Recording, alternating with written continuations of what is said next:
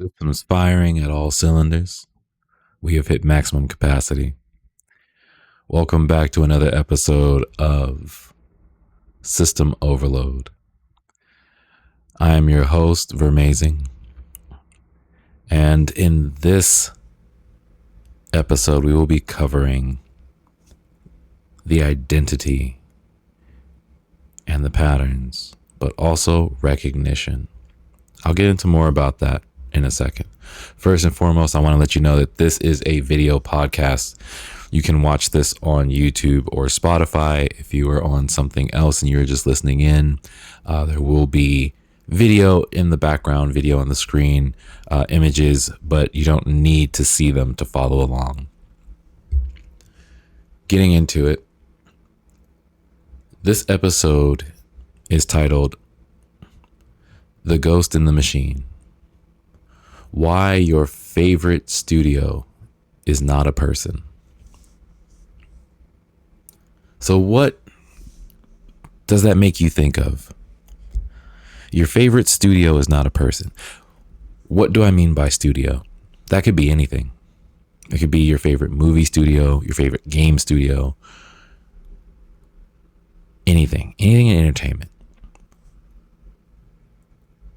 Let's start with a question. When you buy a game, is it because of the logo on the box? And who are you trusting when you make that purchase? We treat game studios like they are single, immortal creators. We say Bungie made this, Ubisoft made that, Sony did this, right? The studios are like the ship of Theseus. If you replace every board, every nail in that boat, do we still have the exact same boat today?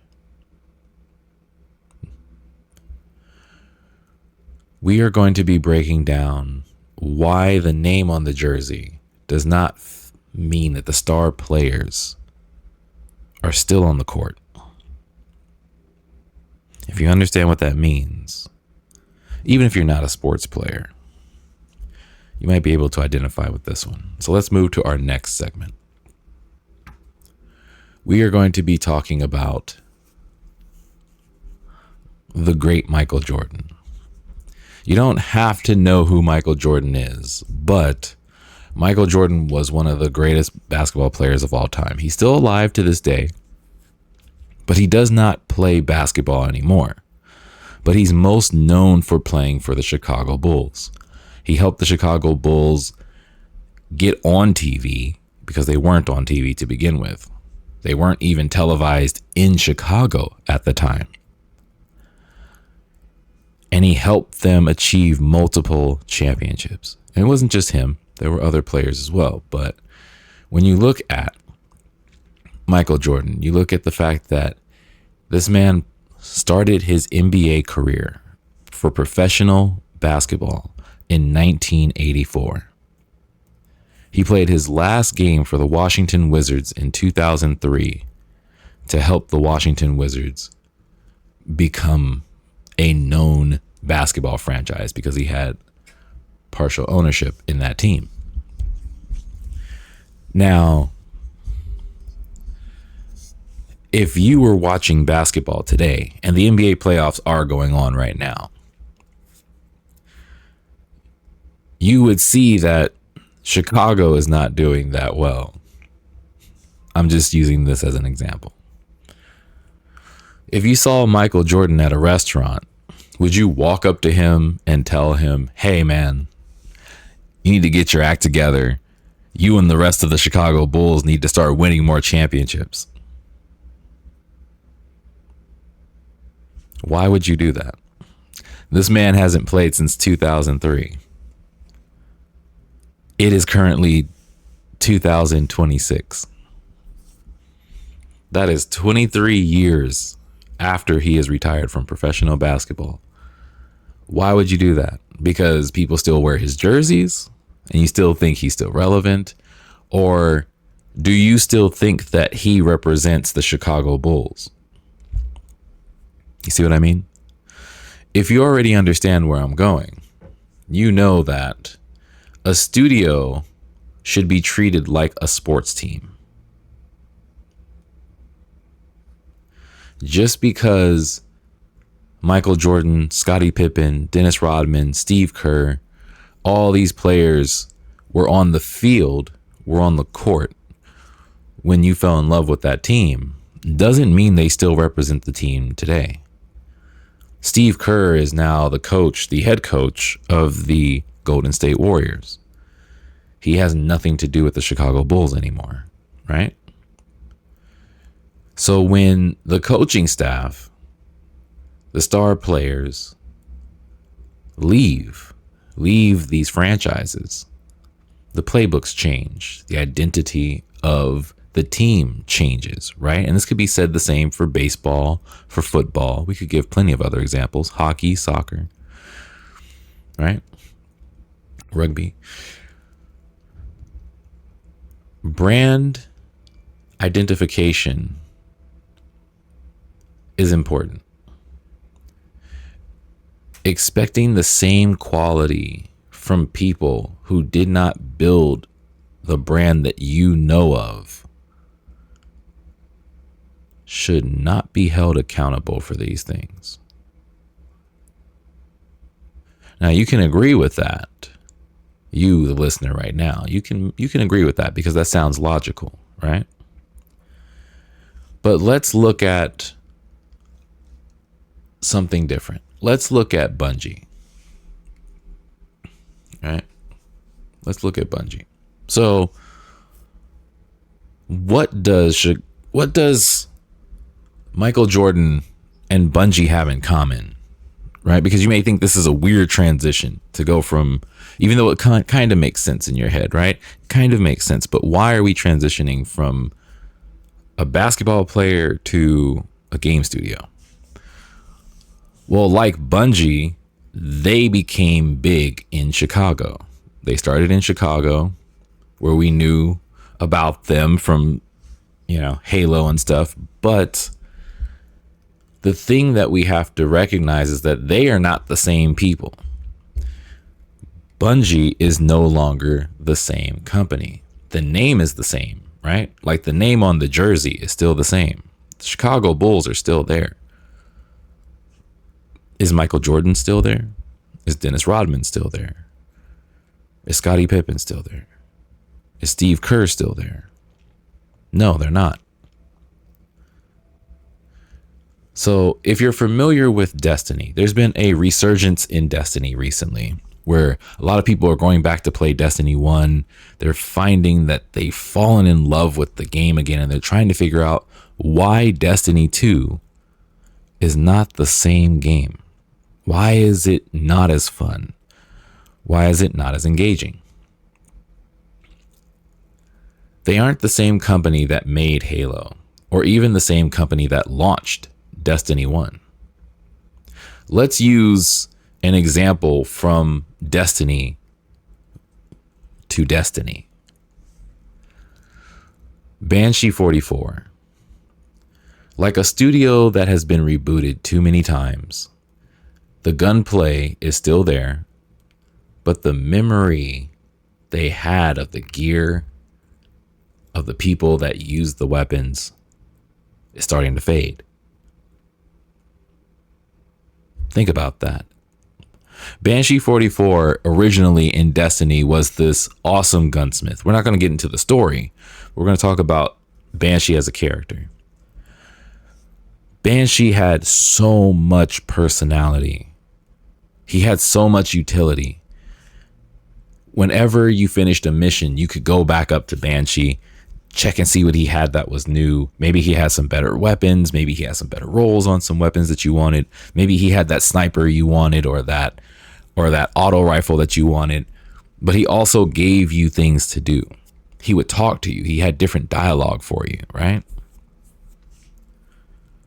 In Destiny 2, he does nearly nothing. He says nothing. He doesn't even interact with you as a guardian, really. And then when you uncover his backstory and who he is, you would think after that whole story, after that whole reveal, he would slightly change or be more talkative or have more voice lines or maybe have more interaction with you and Europa. No, he's just a wall. You can't really interact with him. You just go up to him and maybe get some exotic stuff, maybe get a weapon, and that's it. Why was that such a big shift? Right? And this is what we're talking about. This is what I was talking to earlier. Let's look at another character, for example. And this one's kind of personal to me. Let's look at the Exo Stranger. The Exo Stranger in Destiny 1 was a mysterious character, a leading character. She was like a cinematic every time.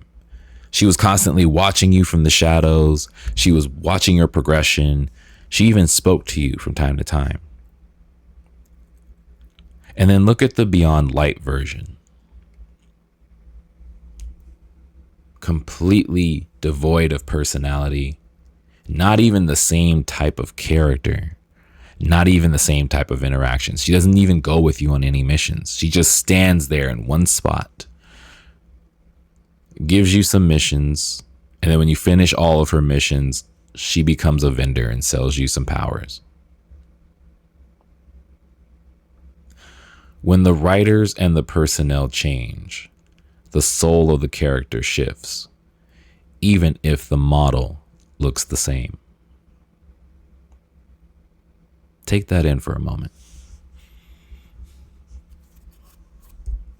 The Exo Stranger to me was one of the main reasons why I loved Destiny 1 so much. Also because of Gina Torres being as a voice actor in the game. But when I played through the campaign, the Exo Stranger made it cool, made it fun and exciting. I played through that campaign, I don't know, maybe like 9, 12 times, maybe more actually, because I streamed 72 hours straight for the alpha, the beta, and launch. And sometimes I even deleted the characters just to start over again. She was cool. I loved how she called the ghost Little Light. And she said it in a joking, playful manner. That was the only time you really heard her speak softly about something. Her personality was very strong, very commanding. And then you get to Destiny 2. And while they did change voice actors, the writing became something completely different. To where she's not even fun to be around anymore. She still looks cool, but it's not the same. When I saw her again on Europa for the Beyond Light, I thought, oh man, is she going to give us the gun again? Are we going to like go on missions now? Is she going to like pop up and, you know, teleport in and out and stuff and talk to us like she did before in Destiny 1? And no. We did get her exotic gun again, but it wasn't the same type of feeling. I wasn't inspired to use the weapon like I did when she first gives it to you. I wasn't motivated to go out and continue playing the game because they had led me to this really big cinematic ending where it's like, oh my goodness, okay, this is awesome. None of that. It was just boring. And Destiny is not the only game to go through these types of changes.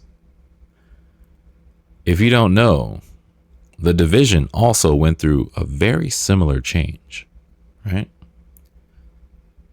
How the Division and Destiny shifted from a deep RPG style MMO game to a looter shooter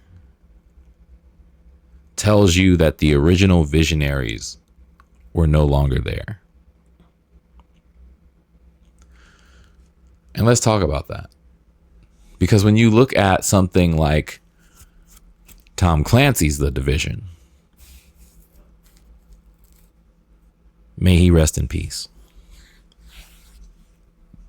This game was phenomenal.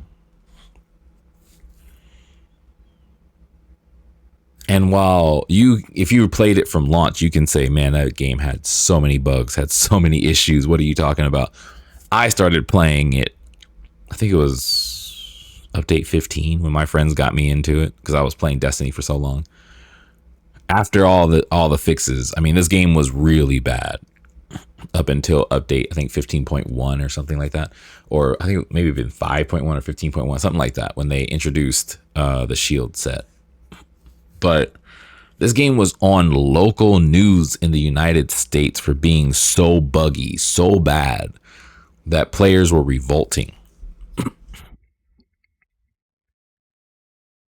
But today, this game is still better than what came afterward. The Division 1 was an MMO light. As it was put by the head director, he wanted to take the MMO aspects, but cut out the fluff of the go here, collect 5 things, come back. Go here, kill 20 things, come back. He wanted to cut that out of the game. But he wanted it to be a shooter. So think more third-person Mass Effect, but with less dialogue options.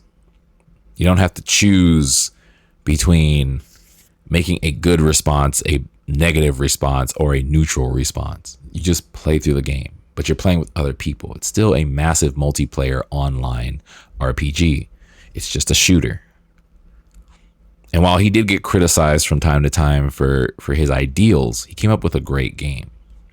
They came up with an awesome game that today still holds up and people are still playing. Much like Destiny, the Division 1 has seen a huge resurgence as well, to the point where Ubisoft has tried to re-release the Division 1 on mobile to get people back.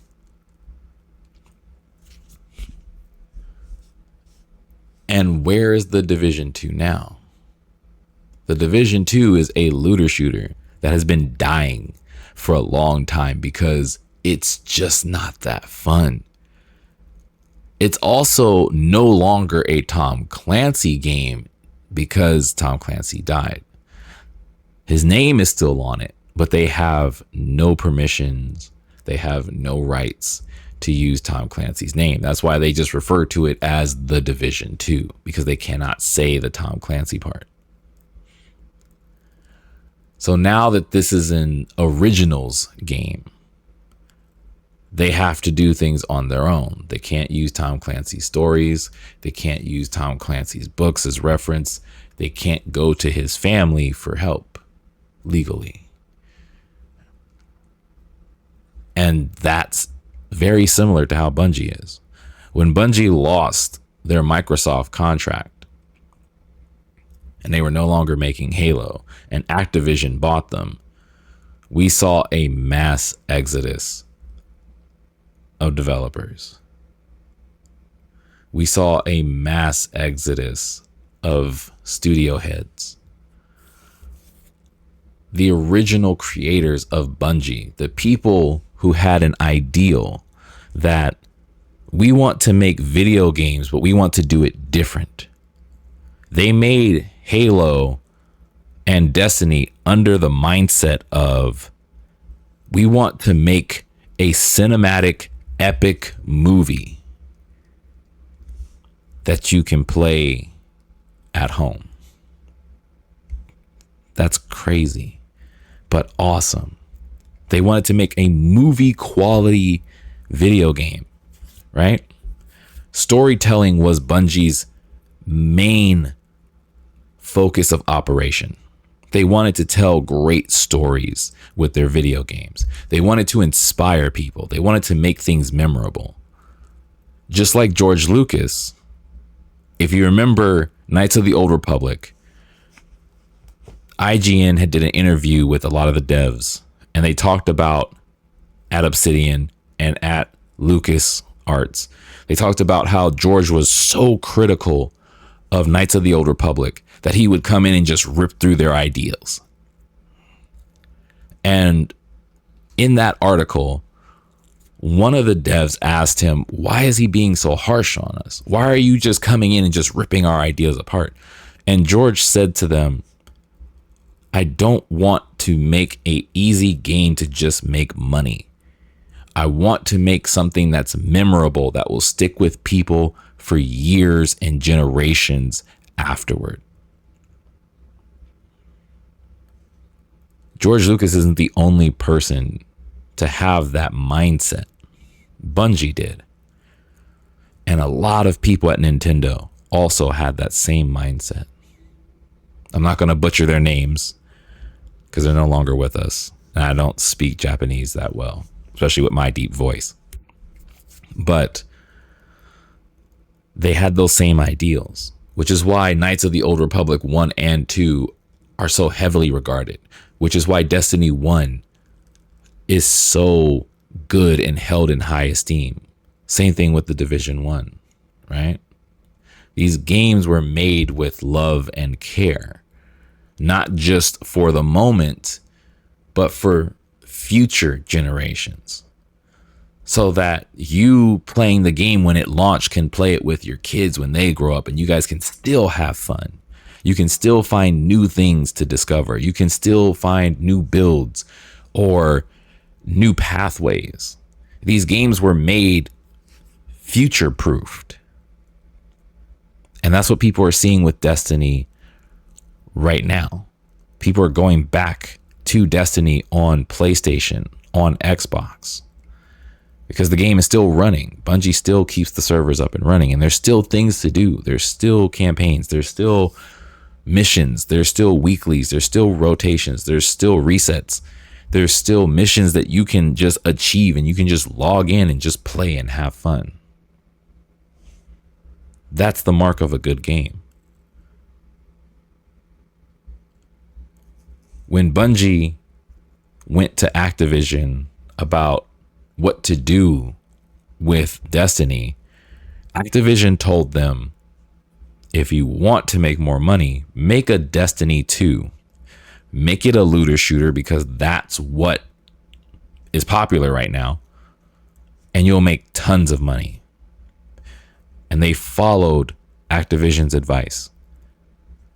And when they followed Activision's advice, a lot of people at the studio left. And that's been talked about.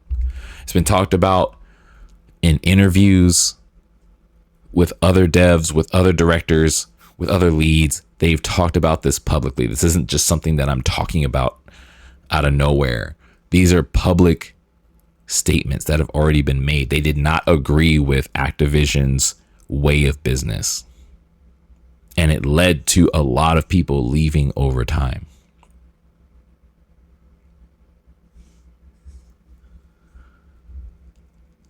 The sad thing is that other studios are starting to copy the same ideals as Bungie, because they don't understand how Bungie operates today. If you look at a game like the first Descendant, the first Descendant is a game made by people who love Destiny. And they have said that in their live streams. Destiny is the reason why they got into game development. It's the reason why they created this game, the first Descendant. It's their first game. They really loved Destiny and the way the seasons were, the way the episodic updates were, the way the gameplay was, and they talked about this. It's still on their YouTube channel now. But the problem is that they copied Destiny for all the wrong reasons. all the wrong parts of Destiny are the reason why their game is failing right now. And this is not to bash the devs or anyone involved. You have to know what you're copying in order to make something good yourself. Right? As I said about Bungie, they wanted to make great cinematic games. They wanted to tell epic stories that inspired people. That was their mission statement. That was their motivation. The devs over here at the first Descendant, they didn't take that into consideration. All they could think about was that they really loved how the seasonal updates were really fun. And that was what they really loved about Destiny. About Destiny 2, I should say. They liked those pop-in, limited time seasonal events that tell you this awesome story. And that's not a problem. If that's something that you want to be inspired by and want to make your game off of, that's great. But you should always look at what got the game to where it is when you loved it, right? You don't just love something because it's just there, right? Destiny didn't just exist as a seasonal mission, log in, play, log out. That's not how it started, right? There's still good stories being told. There's still good devs that are at Bungie, but they're not allowed to really do what original Bungie did to get them famous, if that makes sense.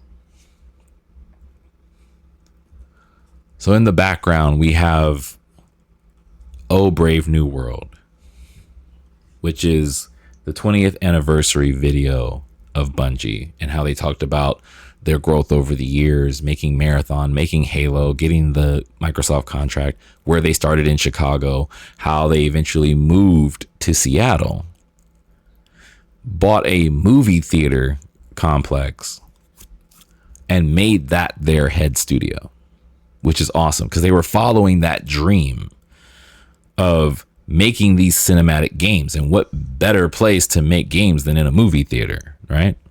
Where you can see your product on the big screen. Everybody's there in the room working on that game, working on that section. And then when you finish the build, you put it up and you watch it. When you finish that cinematic cutscene, you watch it in a movie theater on the big screen. That's awesome. That's living a dream. I wish they were still there living that dream now, because the company is not the same as it was then.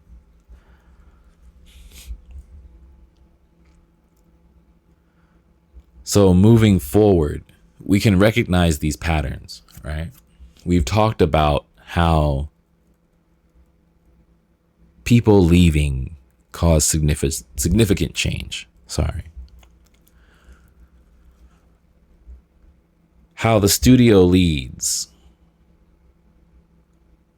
if they leave, if head directors leave, if management leaves,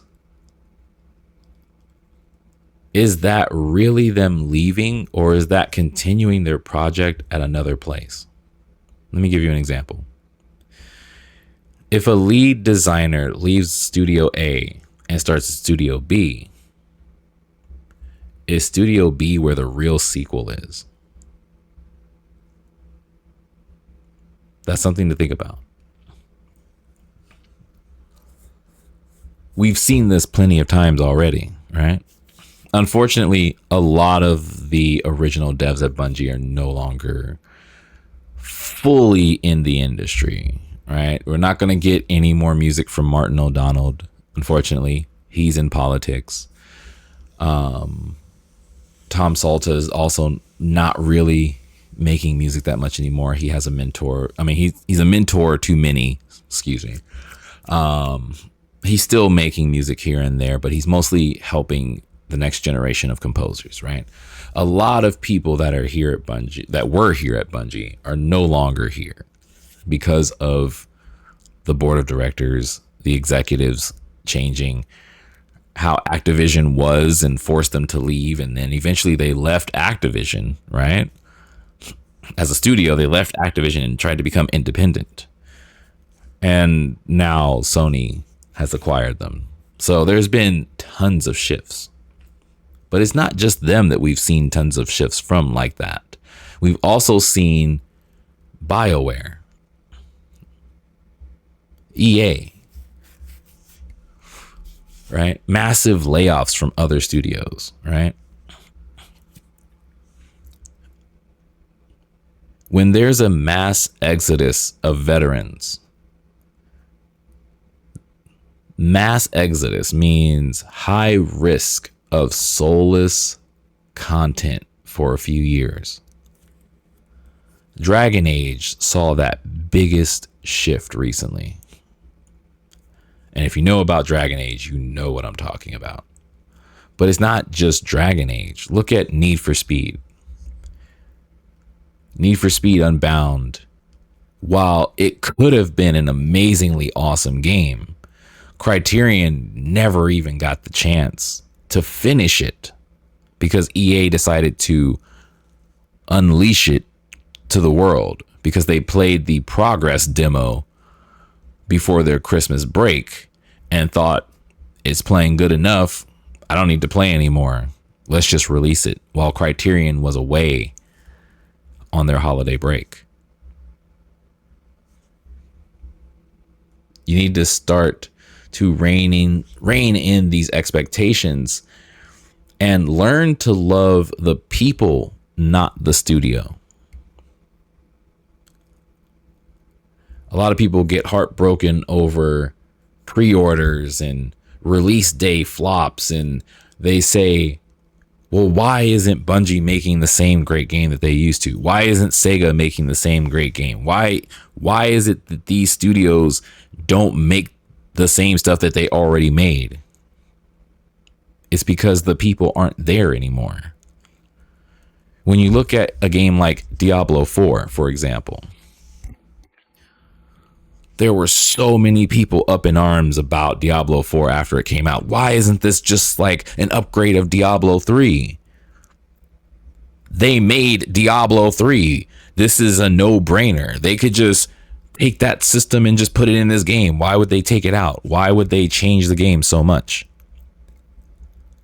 But if you watch the live stream for Diablo 4, you would have learned that those developers aren't even the same team that made the first couple Diablos, let alone Diablo 3, because the original team that made Diablo took all their assets with them when they left. They took the entire engine with them. Everything. So the team that made Diablo 4 had to buy a copy of Diablo 3 and reverse engineer it in order to figure out how to make similar systems. And they talked about this in their live streams. But a lot of players don't pay attention to that. They just think that because the name on the game, the name on the box, the name that they see in front of them still holds the same pedigree that it always did when they first fell in love with it. And that is not the case. That has not been the case for a long time. Follow the people. You don't have to be an investor to where you're watching your favorite movie studios or game studios or card game development studios and watching them like a hawk with a ticketer on your phone. You don't have to take it to that extreme. But understand that when you start seeing news articles about layoffs, heads of teams leaving, games being shut down, games being delayed, it's for a very good reason. It's not because company A needs to get their act together. It's because the people in company A are getting fed up with corporate crap. They're getting fed up with the deadlines. They're getting fed up with the attitude. They're getting tired of treated like they're crap. They're saying to these people, this is not what I signed up for. I came here to make great games. I came here to make great stories. I came here to inspire people.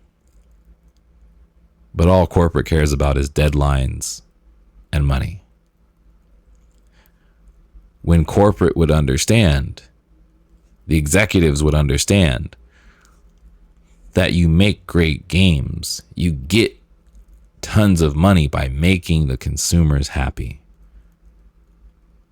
That might be too much for some people to understand. But some of you, many of you understand that. And you say, well, that's obvious. Duh. But when you look at a company like Bungie, devs had to fight tooth and nail for years just to put in a shooting range, a place for players to experiment with their abilities, their weapons, to get stats, to get data, to get numbers, to see if buffs are working properly. They had to fight tooth and nail for something so basic that's in almost every game for years just to finally be able to put it in recently. And the answer from management, the answer from the board was always, how is this going to make us more money?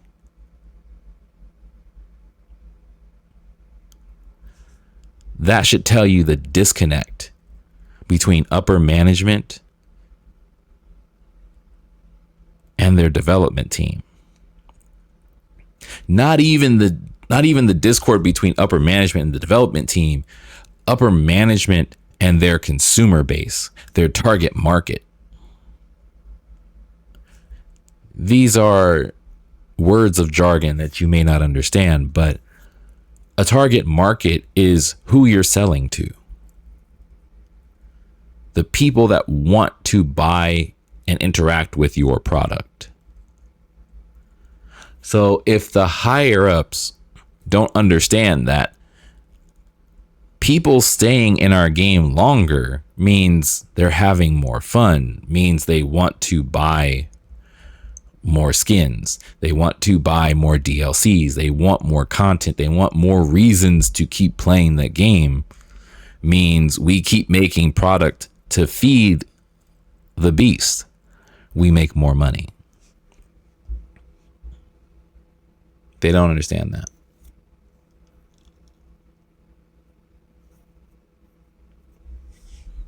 So, with all this being said, and us covering so many different aspects, what does that mean moving forward?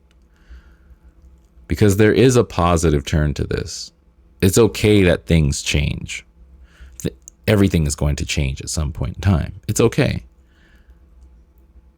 When veterans leave big studios, they don't just disappear. They form supergroups. They start indie projects. They innovate because they're no longer tied to that corporate jersey, right? They don't have to wear that logo, that insignia on their chest and on their back anymore. They don't have to represent it everywhere. They don't have to follow their rules, their guidelines. They don't have to follow their deadlines. They can go and do something with other people who are tired of that same crap. Let's just say it like it is. And they come together and they make something awesome. I can give you a brief example of this. Armored Core and From Software. Many devs in the Armored Core team were tired of making Dark Souls games. They wanted to get back to making mech games. They wanted to get back to what they had a passion for, because these people loved Gundam so much that they made Armored Core because they wanted to make their own Gundam game. They eventually did get a chance to make a Gundam game years later, but they love mechs at heart. So when they couldn't make a new Armored Core for so many years, they decided to go and make their own studio. Daemon Ex Machina was that game that they made. And that's why Daemon Ex Machina, the first game, if you've played it, feels and looks so much like Armored Core. Because that's what they did. They took what they loved, took it to somewhere else, made their own version of it. That's the positive light. If you know me or you're around me, I will always say that Daemon Ex Machina is Armored Core. And that's why. Because a lot of the devs went over to make that game. And you can feel the DNA involved. It's not a spiritual sequel as IGN or some other outlet would tell you. Think of it as an actual retelling from the people who started it. Look forward to those types of projects when you see these mass exodus or mass layoffs from these corporations. Supporting the creators directly is how we get the next big thing. Old Bungie isn't exactly dead. They're just scattered throughout the industry, right? And like we've said, some of them have moved on to different things. But the DNA of what Bungie offered is not dead. Those people may be scattered throughout the industry. Some of them may be old enough to where they've retired now. But what they've left behind is a legacy. Other people who were inspired by Halo, by Destiny, are still out there. Even possibly us, you the listener right now. If you don't know, Halo Combat Evolved is coming out in Unreal 5. And man, is that going to bring people to tears. Just playing that game and seeing it, right? Because there are people out there that still love these games that Bungie produced. It's just like with Capcom.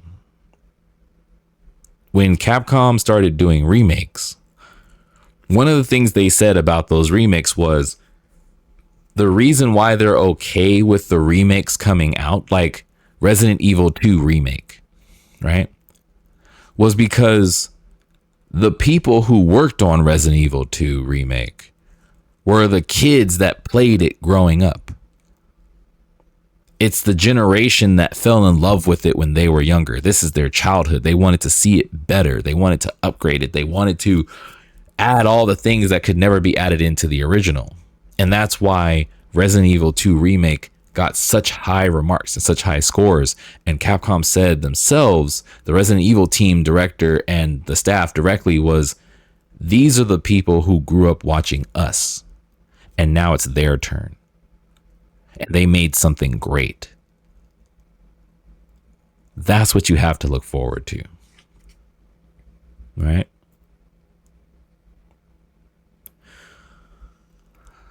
I will say this. The name on the box, the name at the startup screen, tells you who's selling the game, who's distributing it, who's publishing it. But the names in the credits will tell you who's playing the game with you, who's right alongside you with every cutscene, with every bad joke, with every cool explosion. Stay informed, stay critical, and I'll see you in the next reload. This is System Overload, and this is the conclusion of episode 2. I hope that many of you understand that brand loyalty isn't something that's definite anymore. But sticking to those star players following them, watching them grow, understanding that times do change is very important. I hope that you start to understand what goes into making the thing that you love the most, your favorite movies, your favorite games, your favorite shows. Follow those writers, follow those creators, those directors. If they inspired you, stick with them. Go meet them. Tell them thank you. Keep supporting them. That's what I'm doing.